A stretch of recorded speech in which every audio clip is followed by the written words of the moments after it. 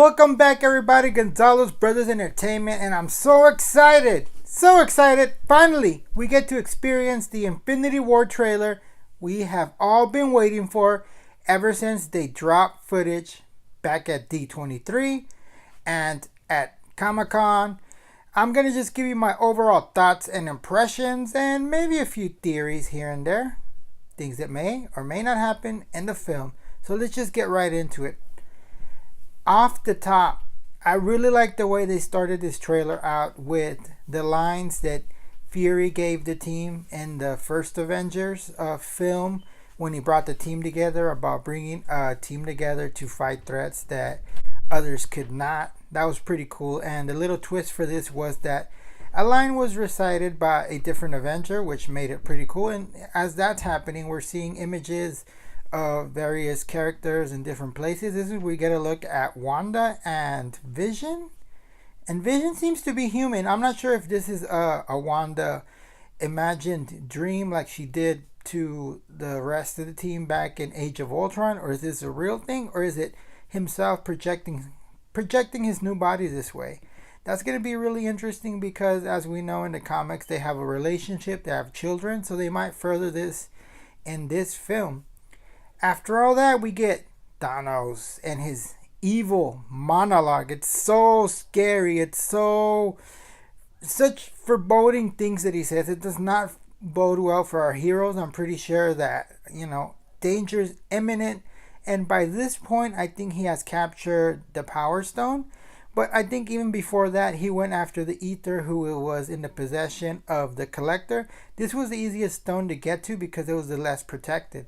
Now, I'm really curious to see how he got a hold of the Power Stone, because that one was in the care of the Nova Corps, and I'm sure they're not just going to let him walk in there and be like, hey, I'm here for the stone.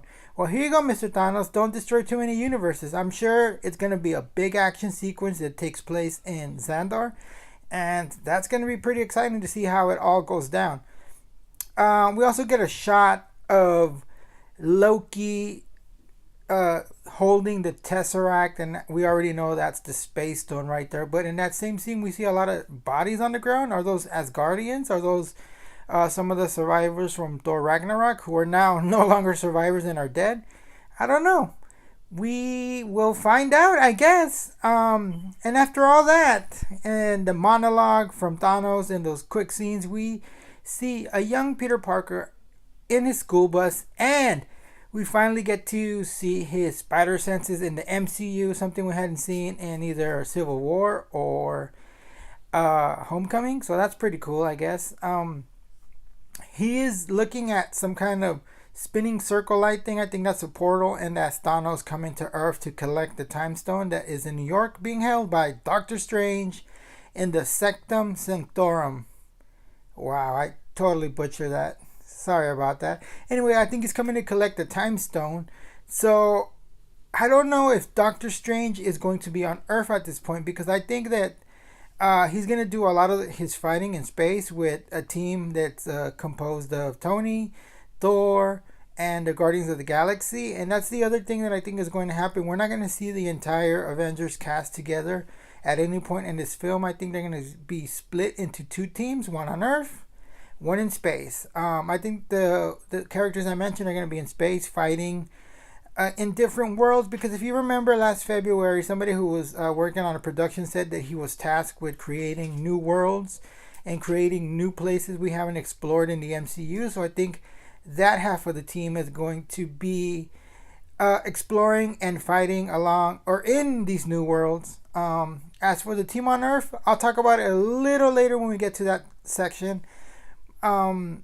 But we finally see Banner. I think he crash lands on Earth after the surviving ship from the Asgardians is attacked by Thanos at the end of the post-credit scene in Thor Ragnarok.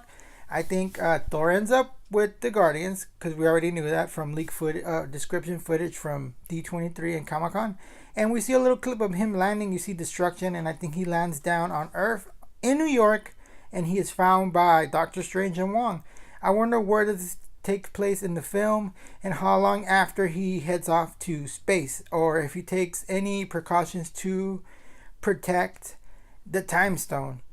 Anyway, the final few scenes in this movie all take place in Wakanda, and if you've been following the production, then you already know that the Black Order will be in this movie. It's no secret, I think, to anyone who's been following the filming process. And in this quick scene, we get to see Proxima Midnight attack T'Challa with the spear. And I'm wondering, is that going to be the Black Order attacking Wakanda, or is it going to be Thanos himself coming down to collect the Soul Stone?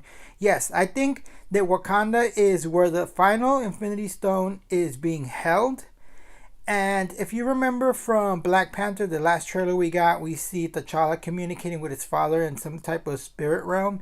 And the Soul Stone is what allows the current Wakandan kings to communicate with his predecessors, and that just makes a whole lot of sense to have it there, especially given the scenes we've seen from that movie.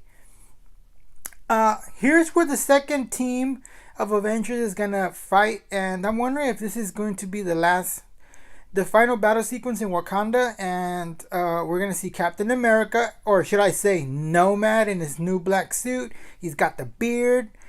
We also see we're gonna see Bucky, T'Challa, Natasha, maybe Hawkeye. I'm not sure if Ant-Man will be down in Wakanda or if Ant-Man's gonna fight up in space.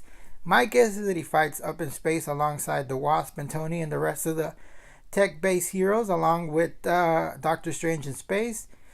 Also, Dr. Banner or Bruce Banner, the Hulk, is gonna fight down in Wakanda, I think.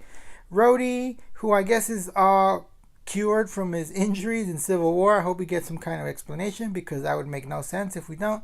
And Falcon are going to be fighting down on Earth. But the other thing that really caught my attention is we see the Hulkbuster armor.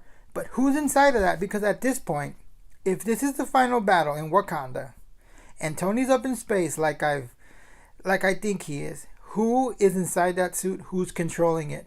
I think it'd be a really, really cool thing if it was Banner himself. I know you might say it doesn't make sense because he's Hulk, but still, I think it'd be really cool because they created this piece of tech to control the Hulk when he's out of control. At least they did back in Age of Ultron. I think it'd be a cool thing if we saw him inside of it. Just, I don't know, that just seems like a cool idea to me. And that's pretty much everything that we got to see in this trailer, which admittedly was a whole lot. And the way they closed out the trailer right before the logo hits, that Alan Silvestri theme really cranks up, and that's when I got chills. And my reaction was like, whoa, I can't believe it. It was such a good use of the music. I really loved it. You could ask Eric, you could ask Adrian. That was my reaction. So guys, those are my thoughts, theories, and ideas for what's coming up in May. May can't get here soon enough. Well, at least we got Black Panther in between, and we got The Last Jedi. So don't forget to like, share, and subscribe. Comment down below if you have any other theories that I didn't mention. If you agree or disagree, make sure you express all of that down below.